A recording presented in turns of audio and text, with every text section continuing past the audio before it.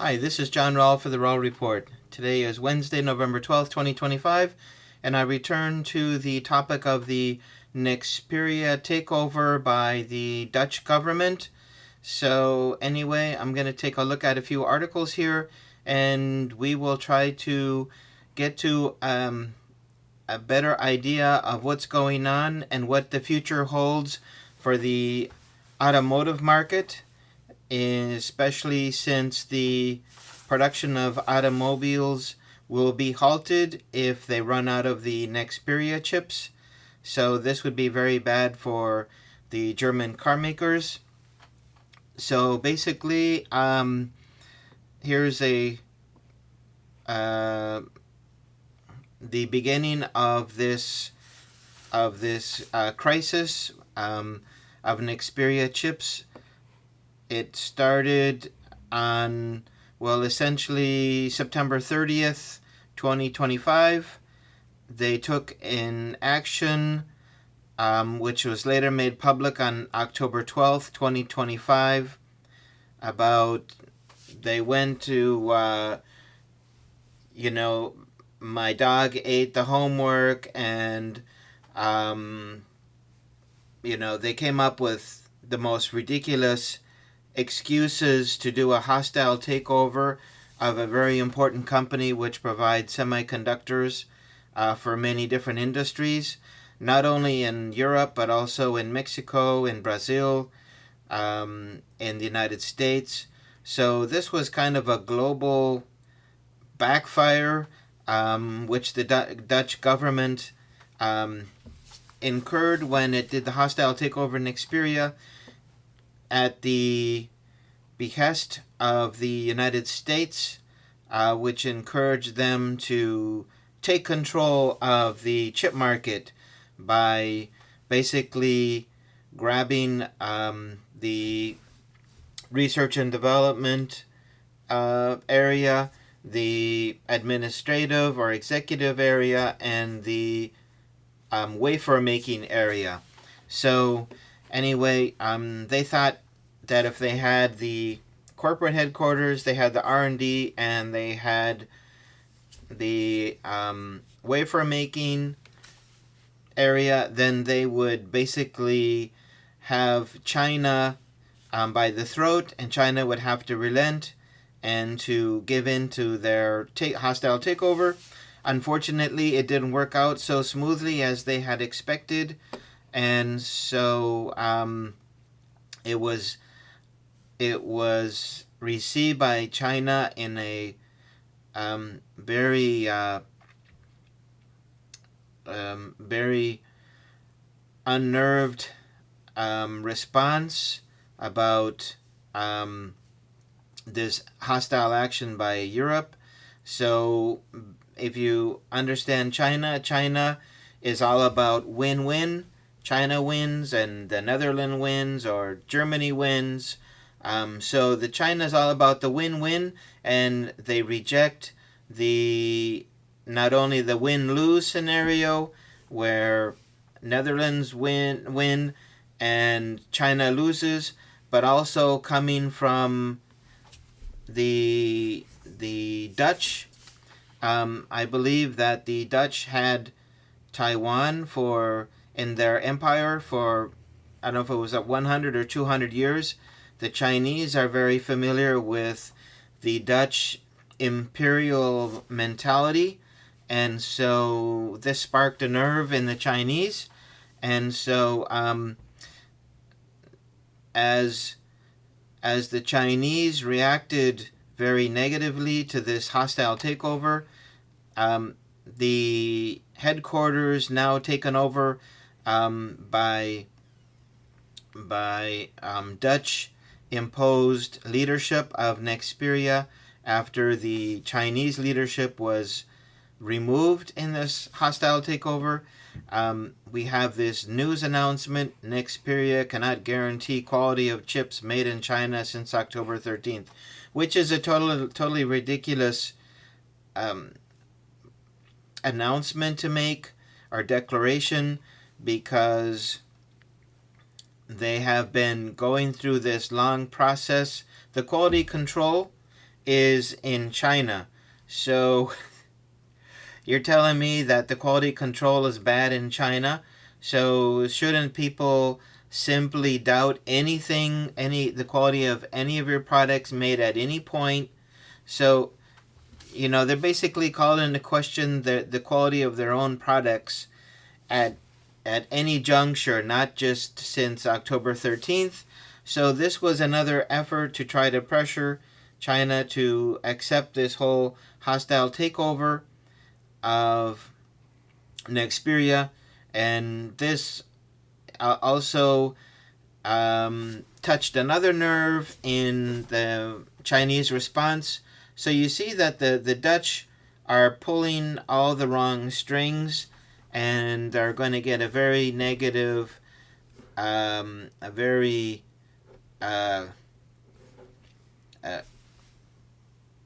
decisive action on the part of China. So, this was moving towards a crisis. So anyway, then we go here and we ask, is it possible to live without Nexperia chips, or simply do low-tech products that to replace these products which are made with Nexperia chips? And we can go through and we can see all the areas where these Nexperia chips are being used in the automotive sector. We have lights and sensors.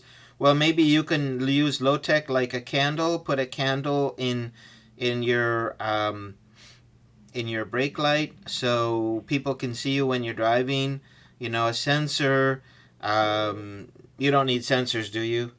So, when you run low on oil in your car, and your car, when your block is going to crack and you don't have a sensor, and just put in another engine. Who cares?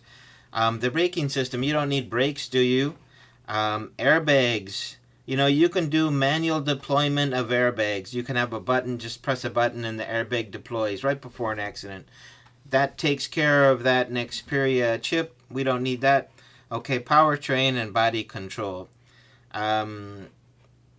So all these top-heavy cars which have body control and stability control, you don't need that. Just do low-tech. If the car flips over, who cares? Okay, and advanced driver assistance systems. Okay, well, maybe a lot of cars don't have that. Who knows? Anyway, industrial and consumer products. Collaborative robots. Okay, well, I guess that's good for industry. The normal guy isn't going to need a collaborative robot, at least currently. Consumer products, refrigerators, that's kind of important, but low tech, washing machines, okay. You can wash clothes by hand. Why do you need a washing machine anyway? Okay, vacuum cleaners. You got a broom, use a broom. Okay, e-bikes. Just use low-tech pedal bike. Who cares? And the AR, VR glasses. Okay, well, that's not so common. Mobile and wearables. Nexperia products are found in smartphones and other mobile and wearable devices. So instead of having that fancy little device that tells you when your blood pressure is really high or your heart rate is really high or something like that, you can just go low-tech. So anyway, so maybe the Europeans are thinking, we're going to go back instead of forward. We're going to go to low-tech. We don't need high-tech. Or what was actually the thought behind this whole man-made crisis in Nexperia? So you can see that Nexperia chips are in so many places, and basically the Dutch rolled the dice and said, we're gonna hold the world hostage, and the Chinese are gonna relent. Well, I don't think that's the way the Chinese think. So anyway, we move on to this other article here from Procurement Magazine. And it says, has an Nexperia breakthrough secured automotive chip supply. So anyway, we go through this article, and there's some interesting things about this whole situation. So it says China has agreed to remove export controls on semiconductor components manufactured by Nexperia. So the first line is a little deceptive, because it basically talks about a blanket restriction removed. We get into this article a little bit more, and we start to understand maybe a little more about this situation. It comes amid efforts from Beijing to de-escalate trade tensions with the U.S. Okay, so the trade tensions aren't Beijing's fault, nor are they looking to de-escalate. The ones who were looking to de-escalate was the U.S., because they were being restricted from the rare earths. So again, this third paragraph, we already get the second erroneously worded sentence. So anyway, whenever you read articles like this, you always have to read it with a fine-tooth comb, looking for kind of the presumed narrative that is at play. So if these, many times these news outlets, they're going to play to the dominant narrative in the culture in which they are publishing. Otherwise, they will be seen as Russian stooges, or Beijing pawns. So anyway, you can see that there's already a dominant narrative in this article. But anyway, you can find some information in here which is helpful to understand this whole situation. So anyway, we continue on. Supply chains face pressure from halted exports. So you can see here the importance of these chips to the automotive industry. So this paragraph here, the third paragraph within this subheading, supply chains face pressure from halted exports, says China's Commerce Ministry has now confirmed that Nexperia chips for civilian applications, okay, take a look, civilian applications. So they are going to restrict dual use semiconductors, if I understand this correctly. So the European Union, they got involved, and they come out with this statement: as we work towards a lasting, stable, predictable framework that ensures the full restoration of semiconductor flows.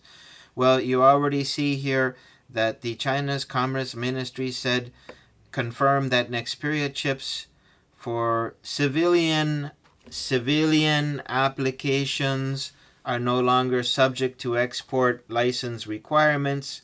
So remember that, and I will get to that shortly. You say, why are you bringing that up? Why is that important? We'll get to that shortly.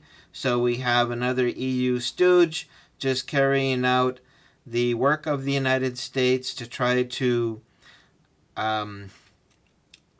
disrupt China, to stop China from progressing.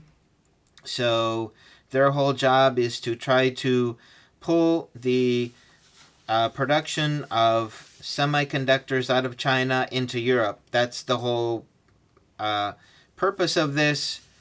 And so they do the blah, blah, blah, but the Chinese already know what's going on, what their intention is, and they're not going to participate in that. Plus, they know the Dutch are imperialists, just like the UK, just like France, just like Spain. So, their antennas are gone up immediately. Here's an imperialist takeover, hostile takeover of a Chinese company. We've seen this before in China, and we don't like that. We're not going to allow it. So, anyway, we go down.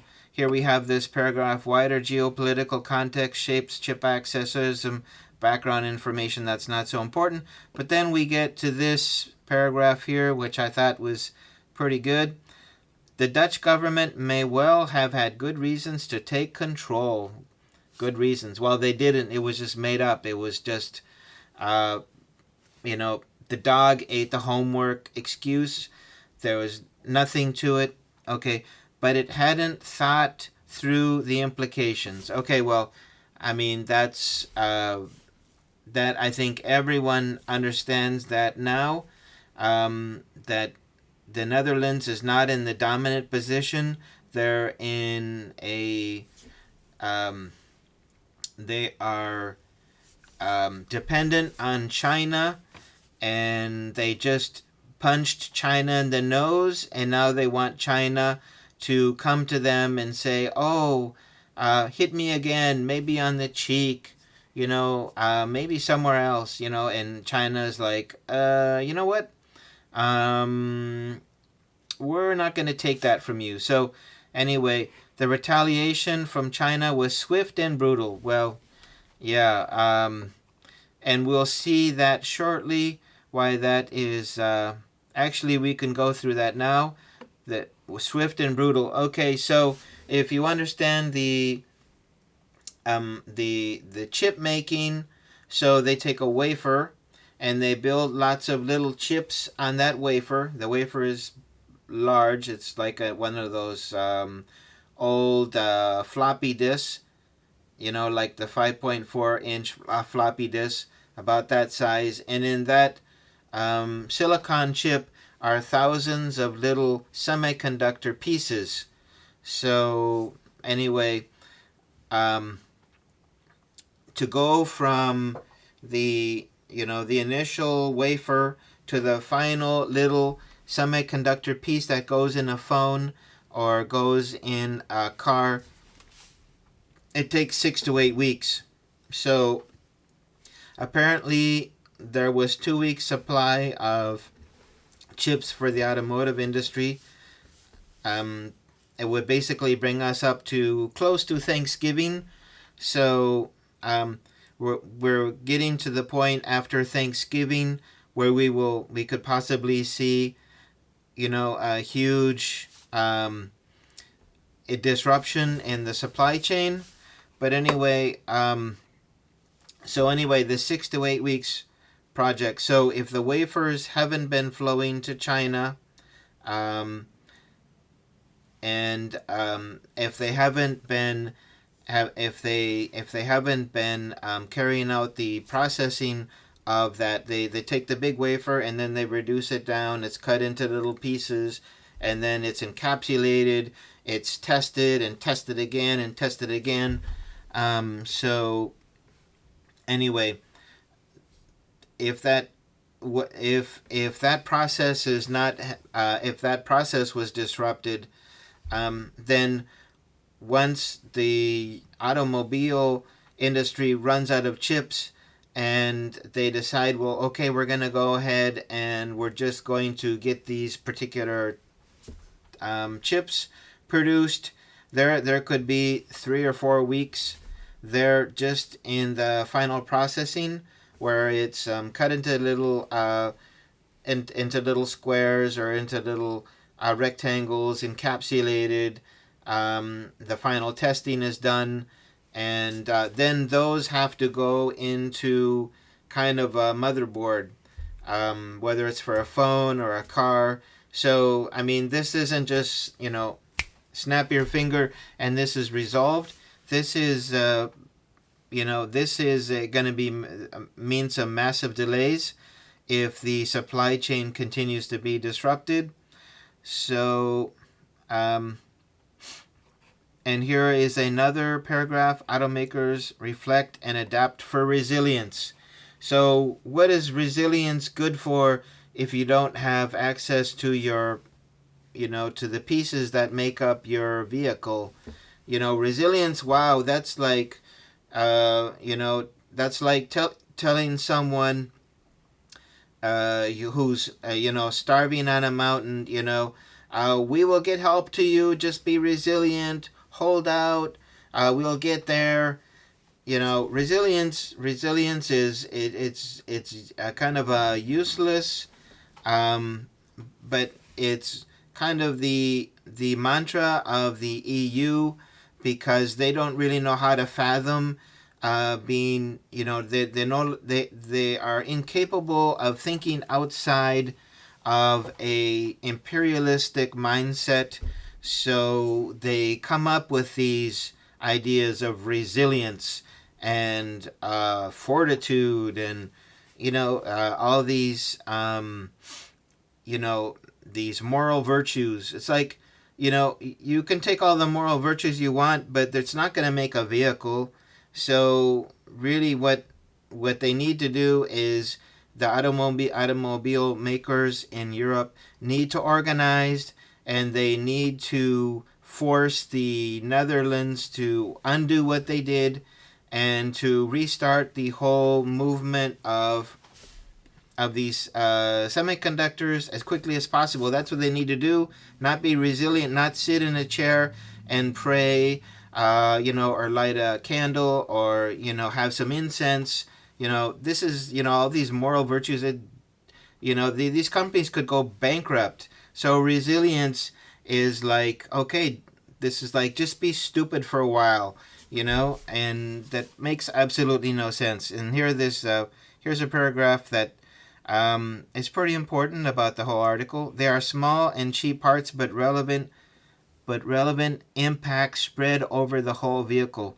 Our production still runs as planned, but we are in a volatile situation. That can change. Well, yes, it will change if the flow of semiconductors is not reestablished. So, anyway, it goes on to cover a little bit about the supply chain, and talks about the political discussion. Okay, but politicians don't go bankrupt if a car maker closes, but people lose their jobs. A town loses a source of income for their stores. This is like real people, real things, and so the political discussion, the should be irrelevant, really. But anyway, and then we have this last individual here, Sapna Lani, supply chain director at Moody's, adds. So Moody's, another a rating agency. So you would suppose this person knows a lot. Anyway, the Nexperia case isn't just a governance dispute, it's a warning shot for global supply chains. So that whole sentence really is quite telling.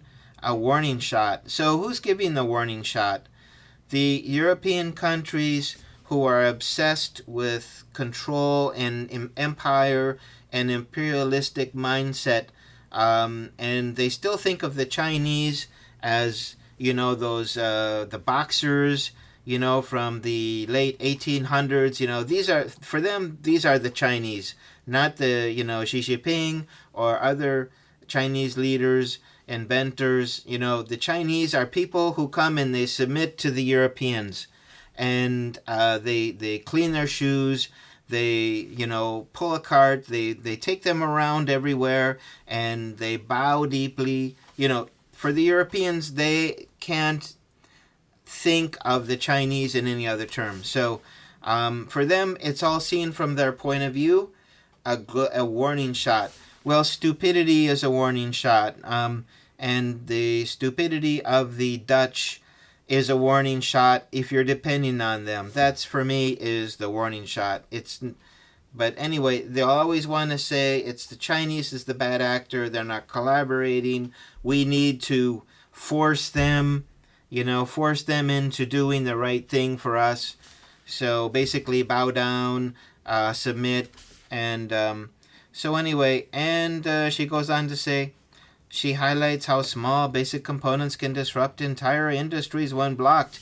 Oh, thank you, Sherlock. Okay, so Sherlock has put out the really important statement that components, when disrupted, can block the whole industry. So anyway, yes, thank you, Sherlock, for that. When they stop flowing, industry stall. Okay, again, or maybe is it Watson or Sherlock? I forgot. Anyway, her advice includes using multiple suppliers. So if all the suppliers are buying from one company, maybe one supplier has more inventory than another supplier. Is that what she's talking about? Okay. Scenario modeling. How do you create a scenario model for stupidity? So you can't. It's just, it's the hubris, stupidity, imperialistic mindset. How do you create a scenario model for that? Integrated governance checks. What does that have to do with, the price of rice in China? Okay, as they used to say. Okay, and better visibility platforms. Great.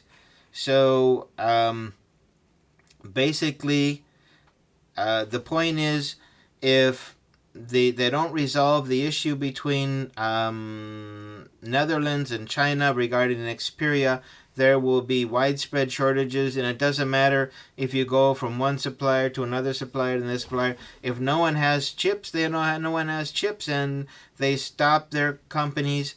Their fixed costs begin to eat into their available capital, and they can go bankrupt. So that is basically the crux of this whole situation. Supply chains are moving from efficiency driven to resilience driven. So we go back to the whole thing about resilience again. Yeah, we're gonna go into a corner, and we're gonna think about moral virtue as the saving grace to this whole thing. We're gonna learn how to, have fortitude, strength, strong, strong mindset. This is what has brought them to this whole situation in the first place. So what is resilience gonna do? So anyway, I had promised to get back to the topic of the automotive chips. So you say, well, an automobile is used by a civilian, so those semiconductor chips are sacred. No one's gonna touch them. No one's gonna stop the movement of these chips to the automobile makers. Okay, well, let me go over to, I did a Google search here. Here we have Rheinmetall. Rheinmetall is one of the biggest German defense contractors, and says Rheinmetall is a German defense company that relies on semiconductors from Nexperia. Did somebody say civilian-only uses would be permitted?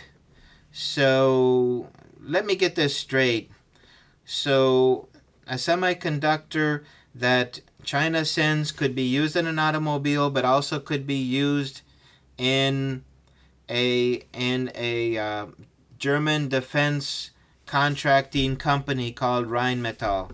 So basically, if you know the whole production of the semiconductor, from the wafer all the way through until we get the little chip.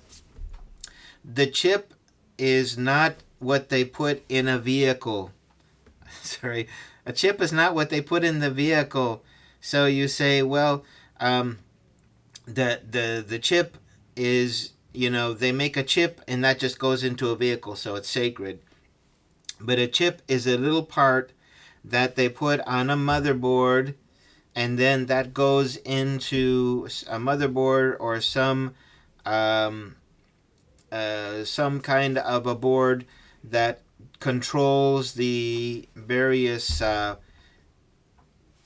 functioning of that vehicle. So anyway, A German company specializing, what is Rheinmetall? A German company specializing in defense technology, including weapons, ammunition, and combat vehicles. So combat vehicles, is that civilian use?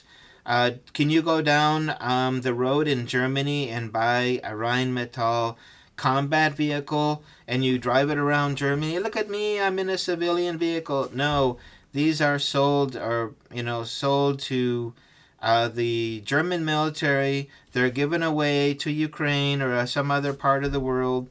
And so this little chip, which is made in China, gets put into a kind of a motherboard and put into either a car or a combat vehicle.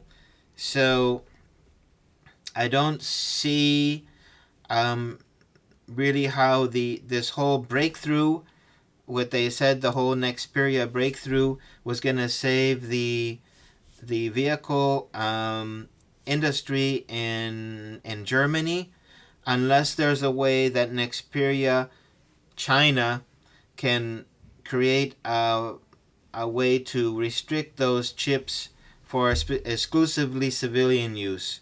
But since these are just basically, eggs, and and the civilian is like scrambled eggs, and the Rheinmetall is omelet. Basically, basically, I don't see in any way that that China will be sending these chips to Europe because they can be used both in vehicles and in combat vehicles. So anyway, that is my conclusion from this. I don't think this has been resolved at all, and I think as we get past Thanksgiving, we will continue to see disruptions and difficulties, and the European imperialistic mindset will go into panic mode. So anyway, I think that's what we will see down the line. Maybe there is a way that China can restrict these chips, or they would restrict them in some way that they would not go into these combat vehicles for Rheinmetall. And there's other defense contracting companies in Europe. They're all fighting for that 700 billion that fund that they're gonna create for the defense industry. So anyway, we will see how this plays out. But for the moment, according to what China said, I don't think that that Europe is out of the woods yet, and I think that they will continue to suffer for a while until basically they get their act together. So anyway, that is my report on Nexperia. Sorry, I'm at 33 minutes. If you stayed until now and you like this video, please hit the like button and subscribe and share. I appreciate that to support my journalism, and I wish you the very best. Have a good day. Bye-bye.